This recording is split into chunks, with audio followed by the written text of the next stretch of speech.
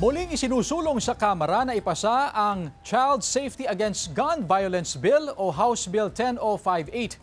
Ito matapos ang pamamaril sa Ateneo de Zamboanga University kahapon na ikinasawi ng dalawang menor de edad na estudyante.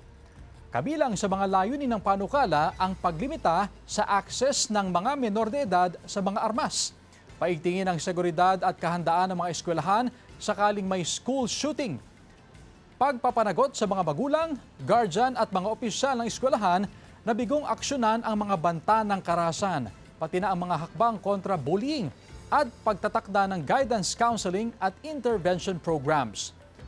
Pinaiimbestigahan naman sa Senado ang pamamaril sa Ateneo de Zamboanga University.